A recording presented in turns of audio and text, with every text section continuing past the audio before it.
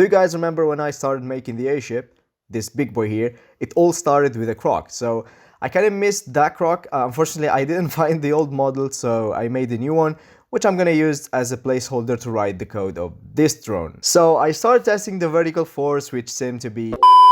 are you okay, bud? I was saying I tested the vertical force, which seemed pretty fine, with some little issues, but we're gonna fix that later, hopefully. I also forgot that drone is not a drone without propellers, so I made some tiny little cute propellers, which I'm really happy with. I'm sure I'm gonna miss them even more than the other one, but you know, it is what it is. The next step was to make the movement possible in all directions, so yeah, this is what I came up with.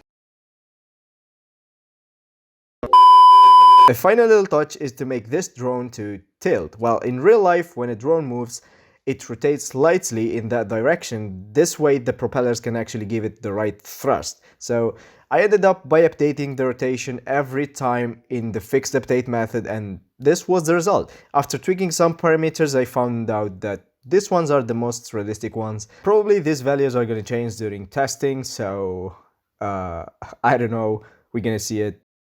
So time for the modeling part. I needed like a sort of a tablet that I'm gonna use to see what the camera on the drone is recording. At least that's what a real drone is supposed to do. And at this point I also needed a real one. I mean, that was an awesome croc and everything, but we need a real one. So I made this model, which I'm not really happy with. It's just okay. But you know, when you were used to a badass croc and then you got this, it's just not easy.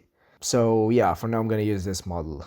Now I'm gonna leave you with a little footage of this drone. The purpose of this drone is really specific. Sometimes you may want to see if there is something that you need on an island without actually landing on it, and otherwise you will end up like finding anything and you just wasted your time, your fuel or whatever it is, and it's kind of frustrating.